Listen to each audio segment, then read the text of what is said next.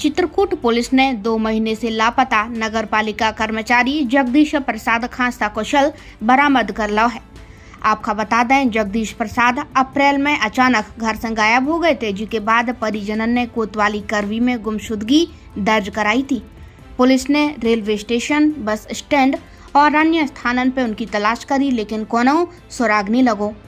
परिवार ने अपहरण की आशंका जतात भय मामला भी दर्ज कराओ तो यही बीच एक फोन कॉल से जानकारी मिली कि जगदीश मथुरा वृंदावन के एक आश्रम में है।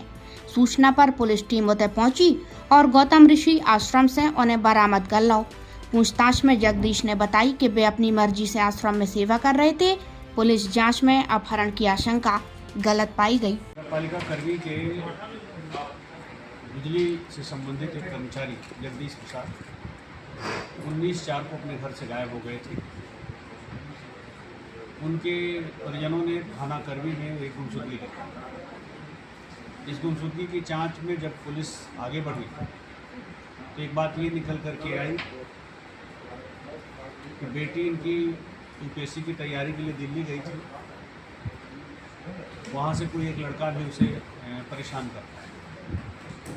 सारी छानबीन के बाद पुलिस ने फिर बेटी से एक तहरीर प्राप्त करके उस पर एक मुकदमा लिखा और दिल्ली में जिस लड़के का नाम इस्तबाह आ रहा था उससे भी पूछताछ हुई। उसे यहाँ पूछताछ के लिए ले आया भी गया, उसके परिवार के लोग भी आए, लेकिन उसमें कुछ निकला नहीं। इनके ऊपर बैंकों का 12-14 लाख रुपए कर्ज भी था। इन सारे पहलुओं में पुलिस छानबीन करते हुए आगे बढ़ रही थी। अचानक इलेक्ट्रॉनिक सर्विलांस में कुछ सूत्र हाथ लगे, जिससे ये पता चला कि इनकी लोकेशन मथुरा वृंदावन है। पुलिस ने इन्हें वहाँ से बरामद कर लिया है और उन्होंने स्वीकार किया है कि अपने कुछ घरेलू उलझनों के कारण ये चले गए थे। इससे पहले कभी वहाँ गए नहीं थे। गौतम ऋषि आश्रम कोई है, वहीं ये पिछले लगभग 2 महीने से वहीं रह रहे थे।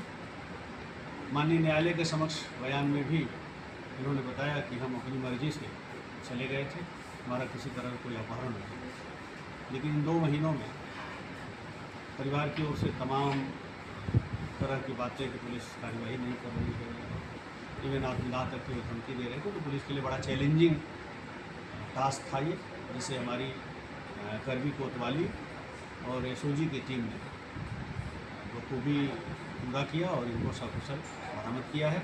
क्योंकि इनका कोई अपहरण हुआ नहीं था, ये कुछ अपनी मानसिक उलझनों में, घरेलू उलझनों में चले गए थे, लेकिन फिर भी सबके लिए तनाव का विषय था जो असम। डिस्टर्ब करने की बात कहीं से कुछ ऐसी नहीं थी। कई लोगों ने एक आध बार आकर के मेरे भी कार्यालय आए, इनके साथ धमकियाँ मिल रही हैं, फ़ोन आ रहे हैं, उनका वो फ़ोन की डिटेल बता दीजिए, उससे आगे बढ़े। तो चूँकि ऐसा कुछ था नहीं, ये सिर्फ ये था कि पुलिस इन सब चीज़ों से दबाव में आकर के कुछ और हाथ पाँव तेज़ी से मारे। लेकिन देखिए, क्राइम क्रिमिनल को डील करना वो अपनी एक अलग विधा है, उसकी अलग ट्रेनिंग है, उसके अलग अपनी SOPs हैं, हम उस हिसाब से काम करते हैं। लेकिन आम आदमी जिसकी अपनी परेशानी होती है, वो घर से बता के गए होते तो घर वाले परेशान ना होते। घर से बिना बताए गए थे तो घर वाले भी अपना कुल मिला करके एक तरह की हमारे पुलिस पे, स्थानीय पुलिस पे प्रेशर के लिए इस तरह की बातें कर रहे थे। कहीं किसी तरह का कोई धमकी चमकी नहीं थी। मात्र केवल वो बात थी कि यूपीएससी की तैयारी के दौरान इस लड़की का कोई दिल्ली के एक लड़के से निकटता जरूर हो गई थी। इसके अलावा कोई ऐसी चीज़। Okay sir.